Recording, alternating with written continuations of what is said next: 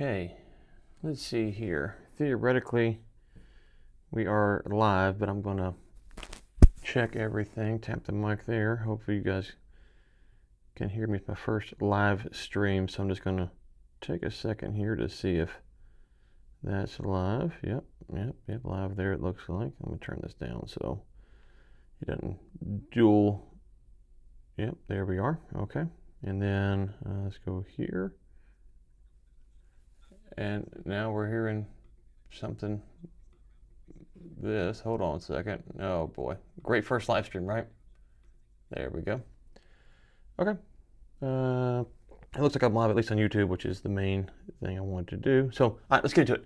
So, the big thing here is I want to talk about, try to do these live streams daily, but I want to talk about burnout as it pertains to owners and why I think most owners really get caught in this trap that makes them have no escape plan, know where to look, know things to hope for. And so, anyways, so if you got a comment, I'm not sure, again, first live stream, so leave a comment or question below and I'll try to get to it either on the live stream or come back afterwards. I'm not really sure where the comments even pop up when I do this. So, oh, here we go, comments. Okay, cool.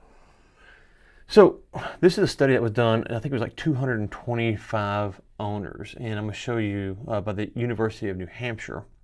I'm going to show you a few things here and then tell you what I think part of the issue with owner burnout is, because they nail a lot of things that are true. It's 227 entrepreneurs. Okay, so here are the things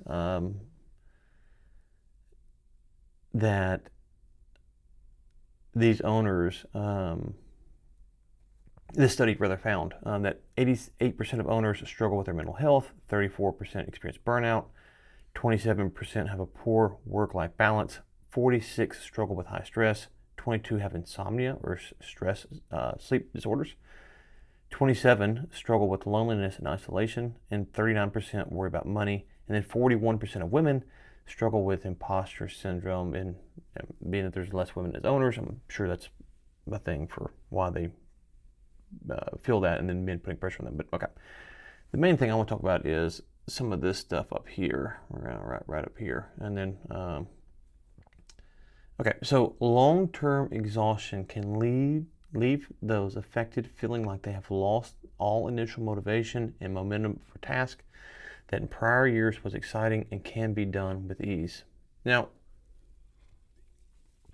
if you're an owner and you're coming into this going, man, I'm going to tackle the world. This is going to be the greatest thing ever. I'm going to come out and dominate this business. It's easy to start there from day one. We all do. That's what makes us entrepreneurs. But then day two, you're like, okay, cool. I'm ready. But then month two, and then year two, and then year 7 and 10, and so on and so forth, it can begin to feel overwhelming. And honestly, I think that's because we've trained entrepreneurs and owners to view their business as their life, right? This is who you are. This is your identity. In reality, it's not, but we tie it to who they are. And that's part of society, right? I work for, X company and I'm a so-and-so, and that's kind of who I am. And with owners, that's their identity on several levels, because not only is it tied to what they do for work, they're also the boss. They're also the person responsible for making sure that people can feed their families. And a lot of owners donate to communities. And so there's a lot going on that makes owners feel this pressure uniquely, because it's not just, this is my job. I am a project manager. I work for so-and-so company, and then I change companies. The pressures mount because not only are you trying to provide for your family, you're providing for all the families that you employ. So the longer you go, it's obvious that you would feel these things. So go on to a few more things here that this study found that I thought was interesting. So first off, the word hustle is rooted back as far as the 17th century. I had no idea of that. I would have thought hustle. Now, hustle culture is the 2000s, kind of came around, but I would have thought that was a trendy word in the 2000s. I didn't know that it was dated back that far. But hustle culture is part of the problem here, I think, because if you keep working hard, if you keep doing this stuff, good things will happen to you. In reality, they can and they will, but you need to have a spot that you're going to. You need to have a spot that you're trying to achieve. And if you don't have that, then you're just hustling for what? So you can hustle harder, you can hustle longer, you can keep hustling over and over and over again. And, I try to think of things in sports. That's my background. I wanted to be a coach, if you will, a football coach for when I was young, and decided not to get into that, but that's what I wanted to do. Well, in coaching, you have a goal, and your goal is to win games and to win championships and to do things to where you know what the prize is. The prize is this. I am trying to get to this goal. In business, we don't really set that expectation. So if you think about it, let's see if I can draw on this. My handwriting's terrible, but let's see if I can draw on this. Okay. So if you think about, football, your goal is to, score touchdowns, right? So you're trying to get into this zone or this zone, and you're trying to prevent the other team from getting into one of those goals. Now, there's a few ways you can do that, right? You can have a strategy that says that we're going to score more points. So we're going to score, 50 points a game, and we're just going to outscore everyone. You could have a strategy that says we're going to give up 14 points. We're going to be very defensive. And in that, we're going to limit the amount of points that the other team's going to get, and all we got to do is score 15. So it's very low, like very hard. You might have a game where you're like, well, we might score 28. No, that's terrible. 28 to 35, but we're going to play the field position game. So we're going to really focus on making it easier for us to score and harder for them to score. There's a lot of ways you can do this, but at the end, the goal is to have more points than the other team. But that's just one goal. The secondary goal is to win the championship, right? Right. So the individual goal day by day is to win the game. And so you practice that way, you strategize that way, and you understand that, hey, that we're trying to do this, depending on your coaching philosophy, how you might roll it out. But then each week you're trying to win that game and then build those wins in the culmination of hopefully winning a championship. Well, in business, we don't really think that way. We think, okay, well, here is this quarter's reports. Next year we're going to do this. And we kind of think of it like quarters and years. And for big corporations that change CEOs and they move from, Tim Smith to Bob Smith to Dave Smith, it doesn't really matter. It's just replacing the figurehead at the top. For them, there is no real exit strategy in the sense that the company. Now, sometimes you see these large M&A deals happen, but I think you get my point is that those companies are trying to self-sustain and outlive their current CEO. In small business, that's not going to happen. You are going to exit your company. Whether you die owning it, you have to shut it down, yes, you transition it, you are going to exit your company. It's just a matter of when, not if. So what could help some of this stuff up here is that we're saying we're going to hustle and hustle culture, and we're going to struggle with these things right here. These are going to be a struggle for us. Well, what's the solution? Well, part of the solution is that we have to get over, right? We have to make enough money to build a sellable business. But then we have to understand what a sellable business is. I think the number is like 80% of something, of 70, 80% of companies that go to market never sell. Now, I always joke that I'm a free market capitalist, and so anything can be sold, and I believe that, right? So if anything can be sold, but if we're saying that most companies aren't going to be sold, then why is that?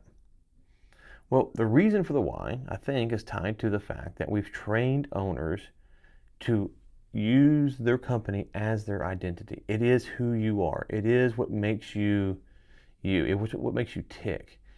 And instead of saying, okay, if you're an owner, you need to build a sellable business.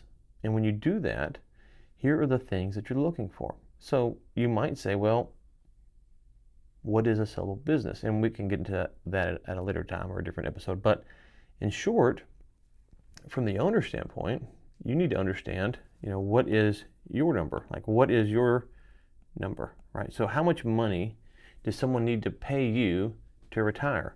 And then, in what time do they need to pay it? Is it all cash at closing? Is it over 2-3 years? There's a lot of ways you can do this. But speaking kind of high level here, like how much money and how fast? Then you got to think, okay, well, I need to get paid, let's just say, $10 million. Whoop, that's not 10.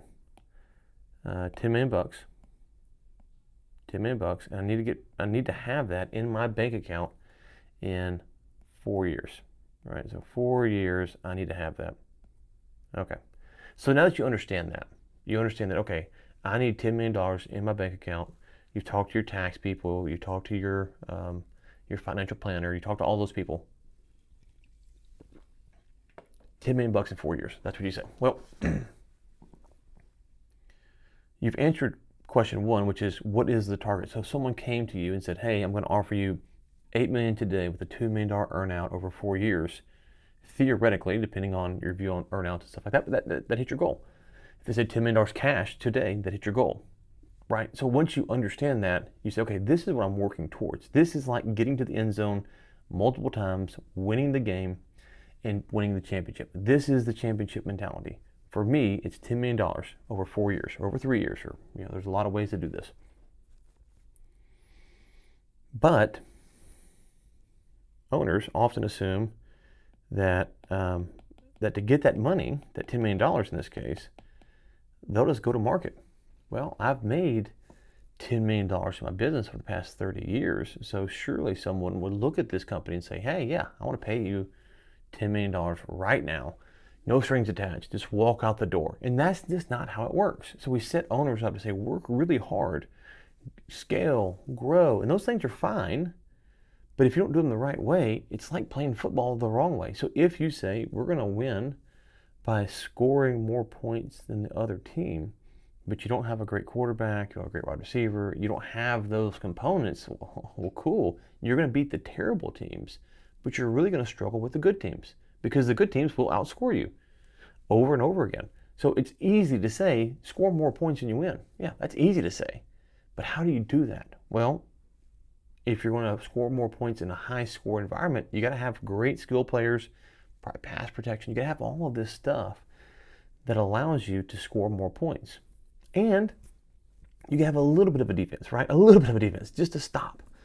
Otherwise, you will score a bunch of points, you will score 40 points a game, and you will lose every game because you didn't build out the right type of offense and company to help you play that way. So in business, what we say is, grow, scale, hustle, and then owners, they're doing that, but to what end? The second point is that if you said, okay, well, I hear you, I need to build this out. How do I do that? Well, first off, you got to get the valuation, right? So what's the value of your company today? You got to understand the value of your company today.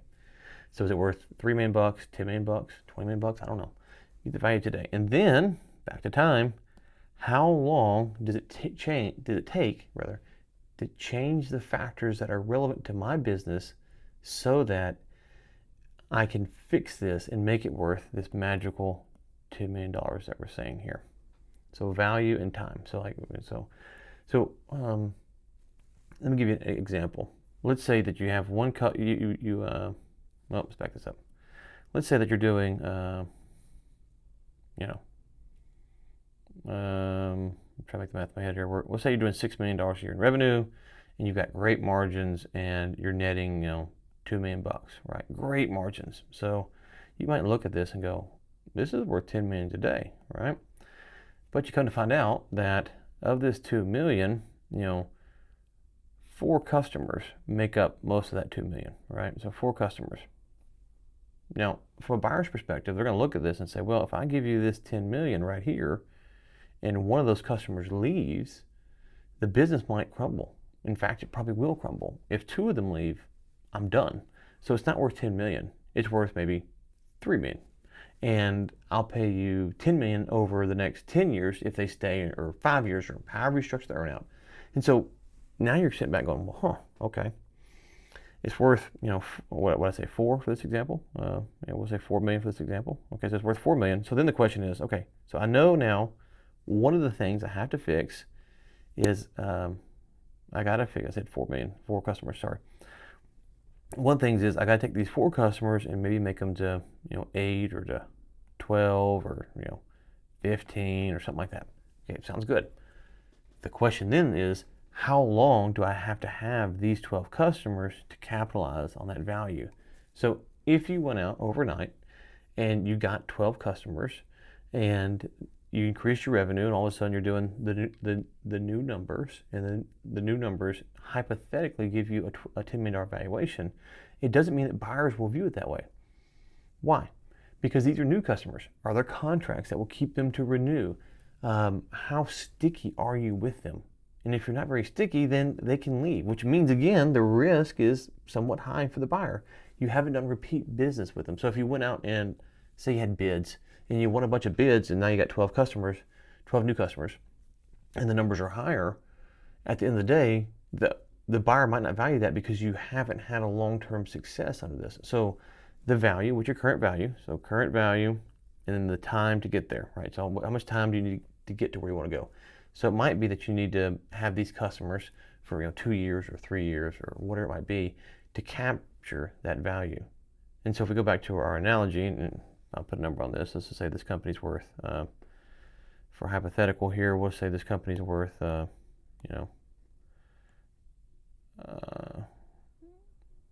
let's say this company's worth $6 million right now. So it's worth 1 times rev. So we'll say $6 million. So it's worth 1 time rev, $6 million today on the market. And then you want to get to 10. And you got to add, we said, I think, what do we say? 7 clients? 7 clients to diversify your customer concentration. Right? And so of those 7 clients, though, you have to keep those clients for maybe 2 years to realize those gains, to make sure the profit margins are the same. There's a lot that goes into this.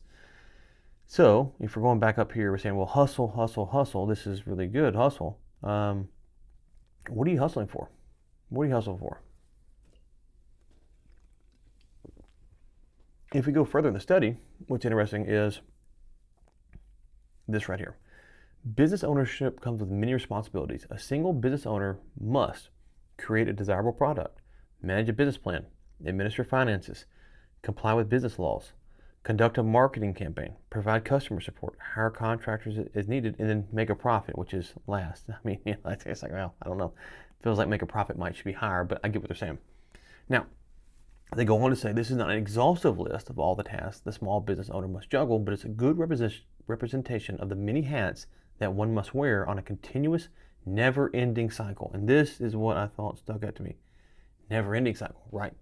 So even in this study, which the point isn't to point towards exits, but it's not even listed towards a solution, right? So number 9 should be exit, right? It should be exit. This is what the owner must be juggling these responsibilities and exit. And then let's go through these. So the owner has to do this. I would say a strategy, not a plan, but whatever. Finances.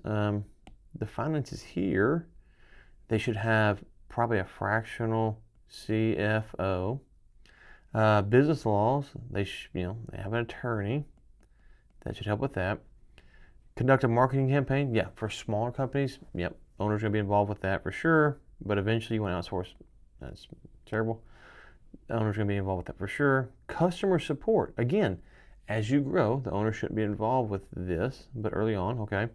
Hire contractors as needed, yes, the owner's gonna be involved with that because, how are we gonna spend our money? What are we gonna allocate our resources to? How are we gonna grow? Those kind of questions. But make a profit, obviously, probably should be higher. And then the exit strategy. The exit strategy is not on here. And they say it's not an exhaustive list, so I want to be fair to them. But you can see how this list, it all falls on the owner. And in reality, on some level, even with a great exit business, some of this is going to fall on the owner. But the better that you prepare for exit, the more you realize that you can't be the person in charge of all these things. You can't be the person who is providing customer support, right? If you're small, you're going to be providing customer support. But as you grow, you can't be that person. You can be the person who determines, how best to give it from stage A to stage B. But at some point, you have to give that to someone else. The marketing campaign, yeah, early on you might be involved, but then you need a director of marketing or CMO or someone like that. But you can see here, this is what is often told to owners, right? And for a lot of owners, they get here and they go, okay, this is what I have to do. And it is what they have to do to start out with, right? I'm not denying that. This is what you have to do to start out. But if you want to sell your company, the better you can get at removing these from your day-to-day responsibility, the more likely you are to get, what I say, $10 million, that $10 million. This is, reference to that. So anyways, okay. So let's see here. I think there's one more thing I wanted to point out in this study.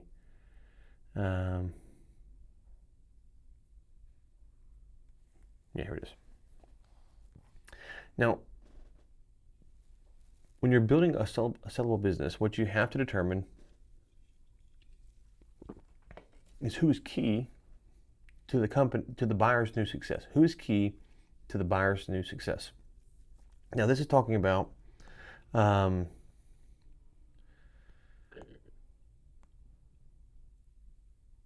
salespeople inside of companies, right? And so, an employee with drive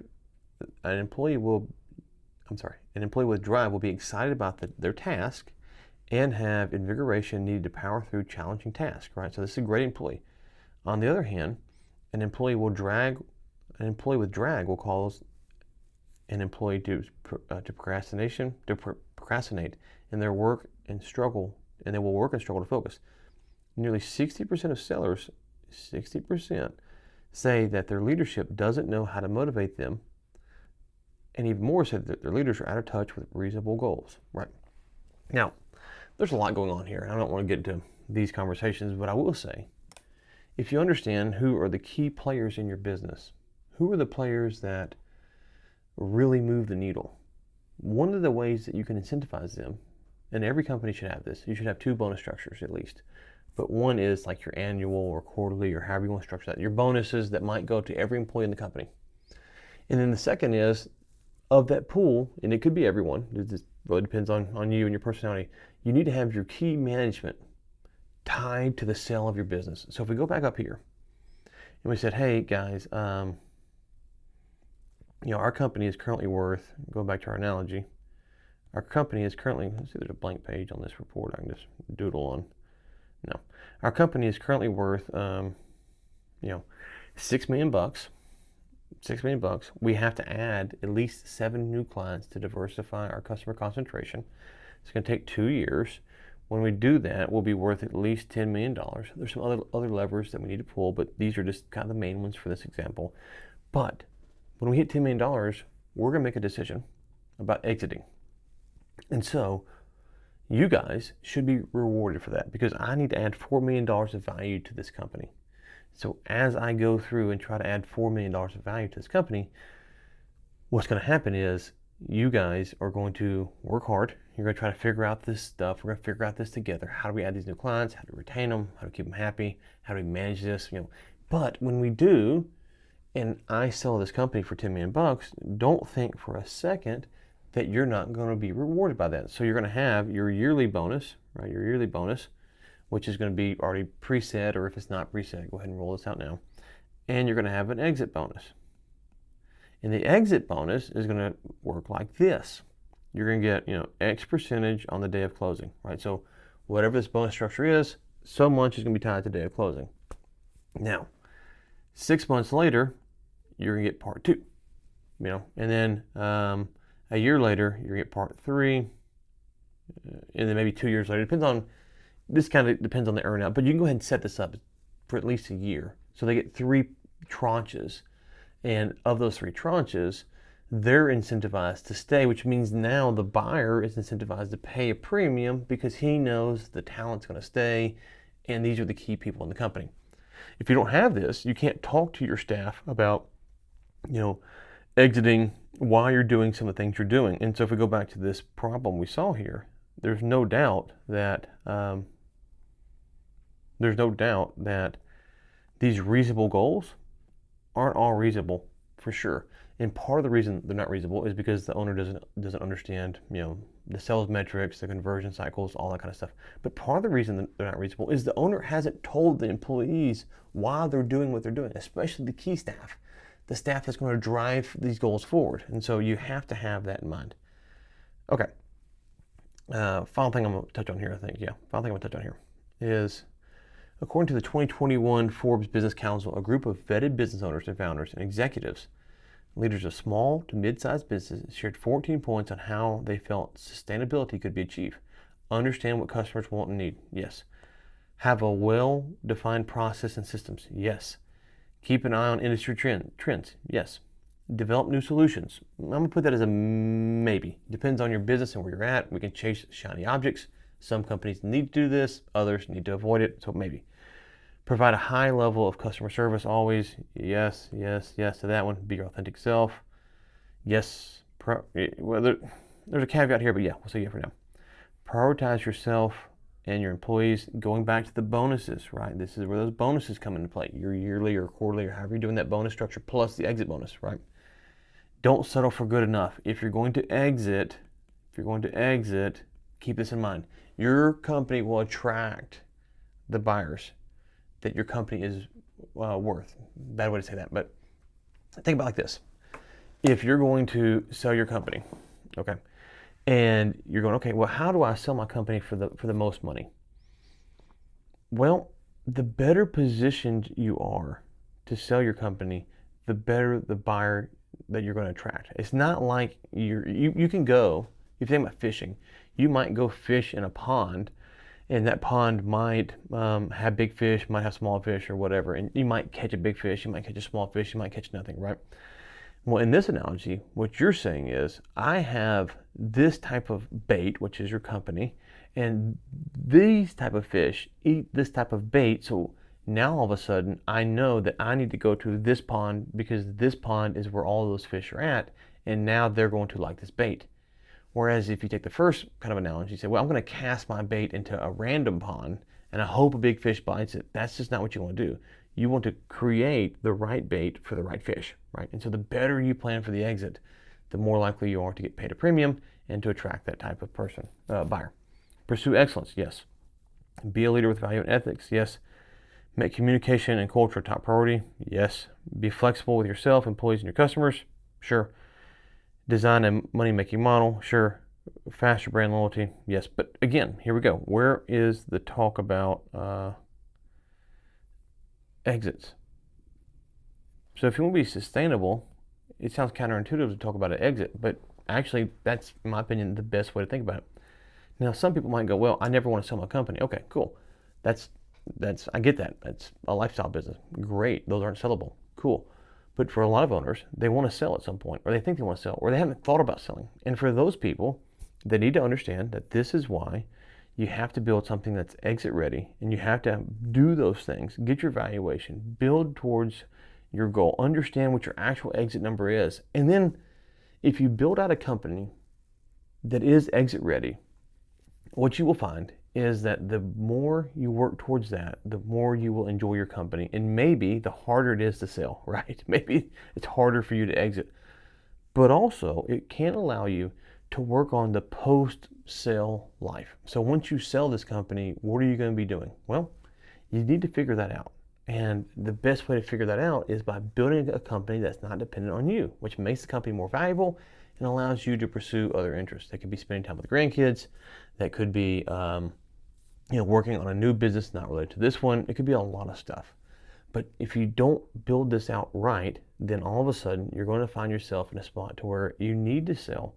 You're not sure what you're going to sell for, and it's not nearly enough as what you hoped it would be. It's not worth $10 million, it's worth 6, and you need 10. Maybe you have, you want to retire at 50, you're just done, and you need $4 more million. Well, okay, cool. You can want it all you want, but if you don't build it, then you're not going to get it. So, okay, that's today. If you got any questions, let me know in the comments. If you're not signed up for the Exit Ready cohort, we got 10 great speakers, 10 great weeks. I highly advise you to do that. It's going to be amazing and super excited. It starts on February 10th. Until next time, I'll talk to you then.